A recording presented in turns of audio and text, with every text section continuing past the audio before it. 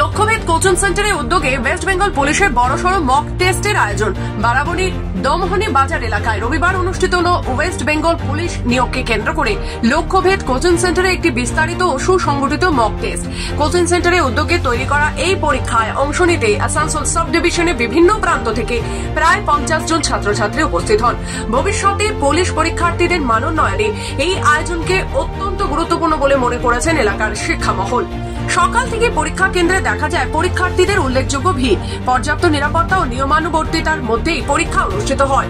Mock test চলাকালীন পরীক্ষার্থীরা লিখিত পরীক্ষার মতোই নীরব পরিবেশে উত্তরের খাতা পূরণ করেন। পরীক্ষা শেষে কোচিং সেন্টারের প্রশিক্ষকেরা প্রত্যেক পরীক্ষার্থীর সঙ্গে ব্যক্তিগতভাবে কথা বলেন। তাদের প্রস্তুতির কোথায় ঘাটতি রয়েছে তা জানতে চান। কোন বিষয়গুলো আরো মনোযোগ দিয়ে পড়তে হবে, কিভাবে সময় ব্যবস্থাপনা করতে হবে, এসব বিষয়ে বিস্তারিত দিক নির্দেশনাও দেন। কোচিং সেন্টারের তরফে জানানো হয়েছে আগামী 30 নভেম্বর আসানসোলে বেশ কয়েকটি স্কুলে এদের ফাইনাল পরীক্ষা অনুষ্ঠিত হবে। মূল পরীক্ষার পূর্বে এই ফাইনাল রাউন্ডটি ছাত্রছাত্রীদের আত্মবিশ্বাস বাড়াতে এবং প্রশ্নের পত্রের ধরন বুঝতে কাজে দেবে। এই প্রসঙ্গে লক্ষ্যভেদ কোচিং সেন্টারের কর্ণধার গৌরব দে বলেন, আমাদের উদ্দেশ্য শুধু পরীক্ষা নেওয়া নয়, বরং প্রতিটি ছাত্রছাত্রীর পাশে দাঁড়িয়ে তাদের প্রস্তুতিকে আরো নিখুঁত করে তোলা। ভবিষ্যতে যারা রাজ্যের আইন শৃঙ্খলা রক্ষার দায়িত্ব নেবে তাদের যথাযথভাবে তৈরি করতে পারাই আমাদের প্রধান লক্ষ্য।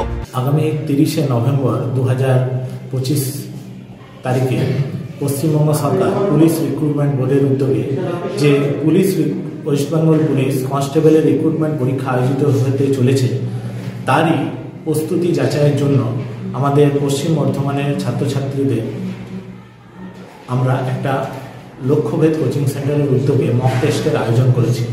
এই মক টেস্টে আজ আমাদের এই সংলগ্ন এলাকার প্রায় 50-এর অধিক ছাত্রছাত্রী অংশগ্রহণ করেছে। মক টেস্ট শেষে খাতা যাচাই হবে এবং তারপর ছাত্রছাত্রীদের আজকে তার ফলাফল ঘোষণা হবে। স্থানীয় মানুষজন এমন উদ্যোগকে প্রশংসা করেছেন। তাদের মতে এ ধরনের মক টেস্ট এলাকার যুবকদের চাকরির লড়াইয়ে আরো শক্তিশালী করে তুলছে। আসানসোল থেকে রাহুল পাসওয়ানের রিপোর্ট, খবর বাংলা।